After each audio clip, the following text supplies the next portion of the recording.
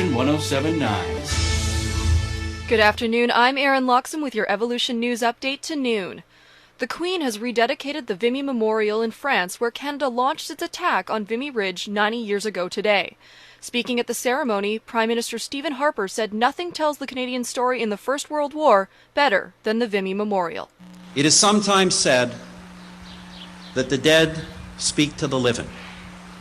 So at this special place, at this special time, on this special day, let us together listen to the final prayer of those whose sacrifice we are honoring. We may hear them say softly, "I love my family. I love my comrades. I love my country, and I will defend their freedom to the end." Nearly 3,600 Canadians died at Vimy, and another 7,000 were wounded. The mother of Private David Robert Greenslade says her son died serving his country and helping the people of Afghanistan. The 20-year-old soldier from St. John, New Brunswick, was one of 6 Canadian soldiers killed yesterday when a bomb exploded near their vehicle. His mother, Lori Greenslade, says faith is helping the family cope with the grief. And the fact that he died on Easter Sunday, it's a sign that we have hope beyond this life. It's short and it is tough at times, but there's a better place, and David's there. Greenslade says she wants everyone to wear red on Friday to show support for the Canadian troops. A Canadian military expert says a blast that killed 6 Canadian soldiers is proof the Taliban is becoming better armed and organized. Rob Hubert of the U of C Center for Military and Strategic Studies says the explosive device used is not what they've seen in the past. Previously, they just used pieces of TNT attached together, but this roadside bomb was much more sophisticated.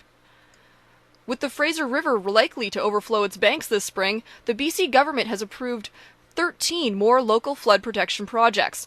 The $7.5 million funding was awarded to communities fortifying stream beds in advance of the spring thaw. Public Safety Minister John Less says with snowpacks at record levels, officials can't wait until the runoff to find out what Mother Nature is going to do. Less says the government is still accepting applications and communities should act if they think they're at risk. If floods do occur, Army troops from northwestern Alberta may also be flown in to help. And since BC does not have an active Army base, the province's forest fires and reserve troops could be on the front lines of the rushing water. A private emergency clinic in Vancouver is back in business.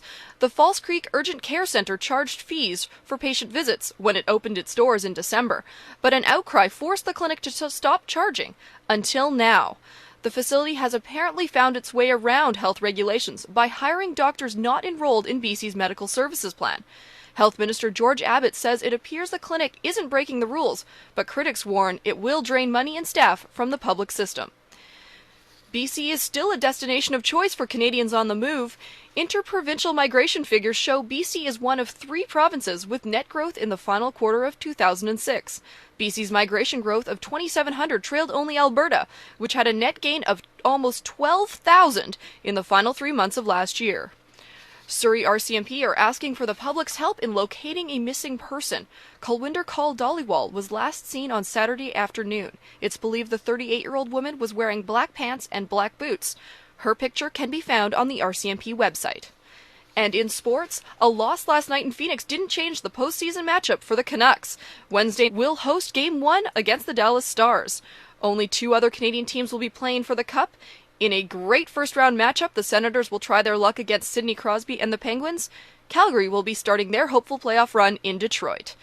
A few NHL players are making news despite being out of the playoffs. Florida Panthers teammates Ed Belfour and Ville Peltonen were arrested at a South Beach bar early this morning.